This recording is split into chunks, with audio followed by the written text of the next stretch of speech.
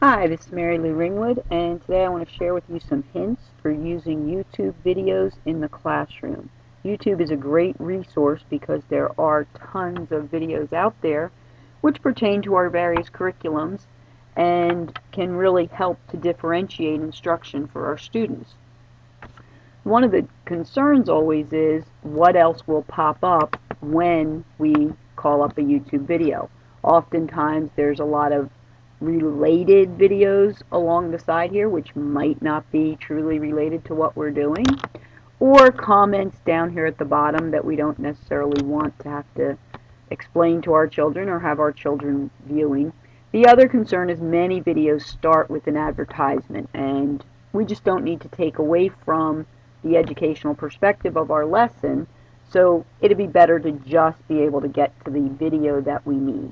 And that's exactly what we're going to do today. And to start, we're just going to click on the link or the URL for this video and copy it. And then we're going to go to a site which I have already pulled up called SafeShareTv. And it's just SafeShare.tv. That's how you get to it. And when you come to this site, this is what you'll see.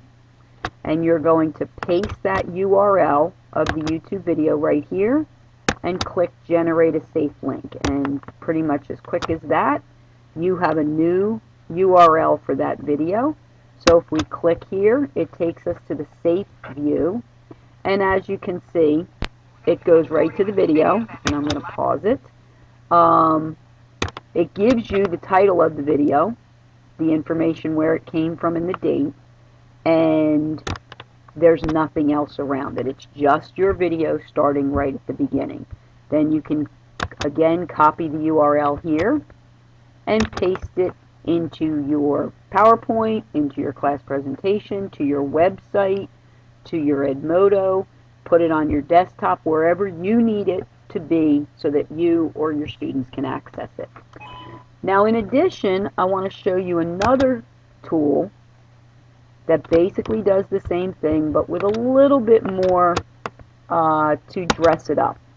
So in this case, we're going to go to a site over here called NicerTube TV, NicerTube.com, and we're going to go to the top, and we're going to put our URL right here. So we're going to paste our URL there, and then when we scroll down, we're given some options. We can change the color of the background. So I think I'll pick sort of a purple color here.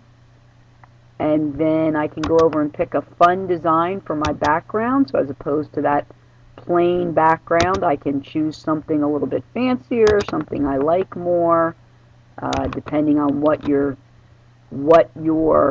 video is about. You might want to choose something that relates to it. So I'm just going to take this background here, and then I'm going to click to continue. And here again is my link. So I'm going to copy this link. It tells me it's been copied to my clipboard.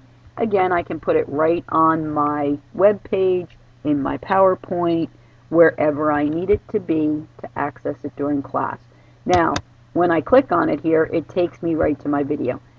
Does the same thing as SafeShareTv, just gives you kind of a pretty background if you want to add that little bells and whistles to it. The other thing that teachers often ask is, how do I create a QR code? I want to be able to do a QR code for the video so that my students can go right to it. So in this case, I'm using Google, and it's the URL shortener, and a lot of people don't realize that within the URL shortener we also have QR codes. So it's goo.gl, and if you have signed in for your WCPSS Google account, if you log in, up here in the corner it'll actually have your name. And what's nice about this is if you have a Google account, it actually keeps track of all of these for you. But I'm just going to the site as if I didn't have an account, so this would be a one-time thing. I hit shorten. You always have to do one of these when you log in. So, and that again is just a step that they verify. It's not computers. So here's my short URL if I wanted to use it. But right here, if I click on details, I get a QR code. And the QR code now,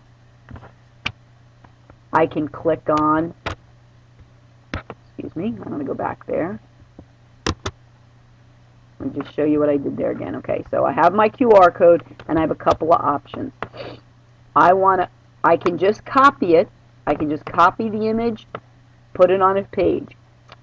But if you think it's too small, open it in a new tab. All right, so the new tab is right here. And if you come up here to the top, you're going to see the size of this QR code.